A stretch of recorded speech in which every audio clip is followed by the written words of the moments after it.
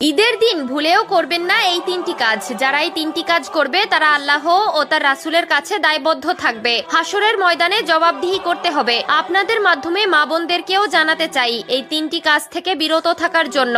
ঈদের দিন যারা এই তিনটি কাজ করবে তারা রাসূলের সুপারিশ থেকে বঞ্চিত হবে এবং নিজেই জাহান্নামের রাস্তা তৈরি করে নিবে। কোনো নিস্তার নেই। হাদিসে রাসূলুল্লাহ সাল্লাল্লাহু আলাইহি ওয়াসাল্লাম ঈদের দিন এই তিনটি কাজ করতে বারবার নিষেধ করেছেন। প্রিয় দর্শক, আপনি যদি রাসূলুল্লাহ সাল্লাল্লাহু আলাইহি ওয়াসাল্লাম কে ভালোবাসেন অবশ্যই আলহামদুলিল্লাহ কমেন্ট করবেন এবং রাসূলের এই হাদিসটি সকলের মাঝে পৌঁছে দিবেন। এক নম্বরে রাসূলুল্লাহ সাল্লাল্লাহু আলাইহি ওয়াসাল্লাম যে কাজ করতে নিষেধ করেছেন তা হলো ফিতরা না দিয়ে ঈদগাহে যাওয়া যাবে না। কেউ যদি মনে করে নামাজ পড়ে এসে ফিতরা দিব তাহলে হয়তো কোনো কারণবশত তার ফিতরা দেওয়া হবে না, এটি যেন ভুলে না যায়। এর জন্য ঈদগাহে যাওয়ার আগেই অবশ্যই গরিব দুঃখীদের ফিতরা দিয়ে দিবেন। আপনার কাছে গরিব দুঃখীদের হক হলো ফিতরা, তাই তাদেরকে ভুলেও বঞ্চিত করবেন না। এবং যেই সংসারে শুধু মহিলারা আছে তারা অবশ্যই ফিতরা দিবেন এবং হক আদায় করবেন। এই তিনটি কাজ সম্পর্কে শুনলে আপনারা বলবেন এই কাজ তো আমরা হর হামেশাই করে থাকি, কিন্তু এই তিনটি কাজের ফরজে কতটা ভয়ানক তা সম্পর্কে রাসূলুল্লাহ সাল্লাল্লাহু আলাইহি ওয়াসাল্লাম বিস্তারিত বলেছেন।